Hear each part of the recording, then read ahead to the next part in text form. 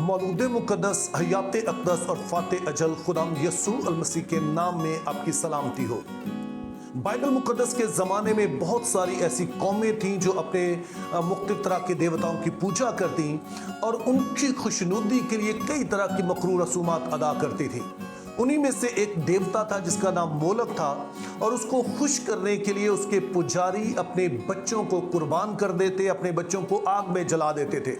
लेकिन जब खुदा ने बनी इसराइल को बुलाया तो सख्ती से मना किया कि ऐसी कोई रस्म जो है वो ना अदा की जाए। अब ये आयत हमें बताती है कि खुदा इस रस्म से किस कदर कराहियत करता है कि वो ना सिर्फ इस रस्म से मना करता है बल्कि जो इसराइल में बदतरीन जराइम की सजा थी यानी कैपिटल पनिशमेंट उसे मुकर्रर करता है।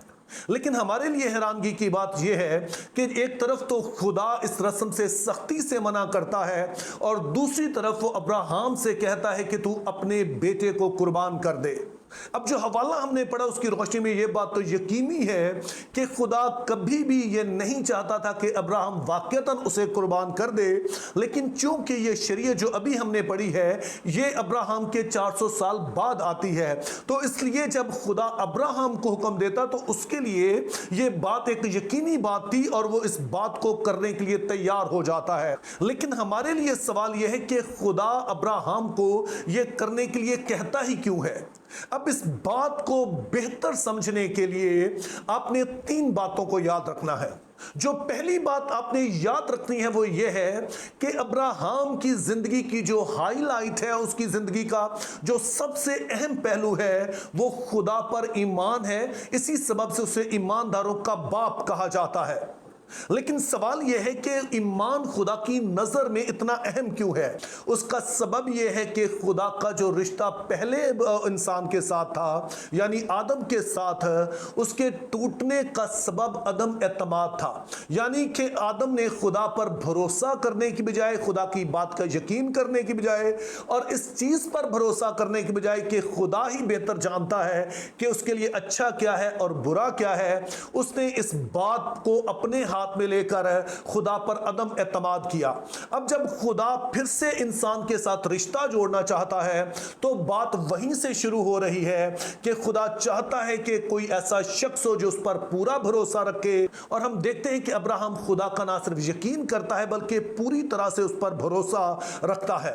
उसका सबूत हमें यूं मिलता है कि जब खुदा उसे कहता है कि तू अपने वतन को, जो कि एक बहुत ही अच्छा मुल्क है, और अपने रिश्तेदारों को यानी कि वो सारी सिक्योरिटी जो उसे हासिल है उस सभी कुछ को छोड़ और उस मुल्क में जा जो मैं तुझे दिखाऊंगा। और अब्राहम खुदा की भलाई का यकीन करता है, जो खुदा में गुडनेस पाई जाती है उसका यकीन करके वो वहां से निकल आता है। तो इस तरह से हम देखते हैं कि खुदा का इंसान से जो दोबारा से रिश्ता शुरू होता है वो अब्राहम के ईमान के वसीला से शुरू होता है। तो यूं हमने देखना है कि अब्राहम की जो जिंदगी का मरकज है वो ईमान है। दूसरी बात जो हमने जहन में रखनी है वो ये है कि इसहाक अब्राहम के लिए सिर्फ एक बेटा नहीं है। इसहाक की कदर और कीमत अब्राहम की नजर में क्या है उसका अंदाजा जरा इस आयत से लगाइए कि खुदा जब अब्राहम से कहता है कि मैं तेरी ढाल और तेरा बड़ा अजर हूं, तो अब्राहम कहता है खुदावन तू मुझे क्या देगा।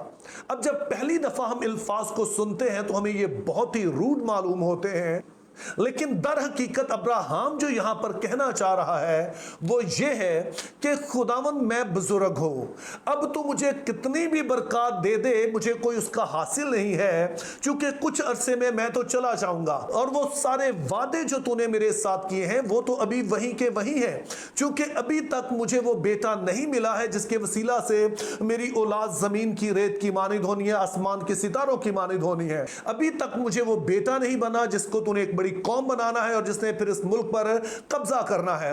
अभी तक मुझे वो बेटा नहीं मिला है जिसके वसीला से तमाम दुनिया ने बरकत पानी है।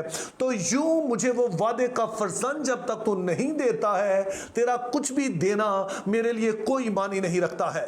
सो यूं हम देखते हैं कि इसहाक मुकद्दस अब्राहम के लिए सिर्फ एक बेटा नहीं है, बल्कि इसहाक जो है वो टोकन है उन सारे वादों के पूरा होने का जिनकी खातिर अब्राहम ने अपना सारा कुछ छोड़ दिया है। और फिर हम पढ़ते हैं कि आखिरकार 25 साल के इस ईमान के सफर के बाद खुदा अब्राहम को वादे का फरजांद इसहाक जो है वो अता करता है।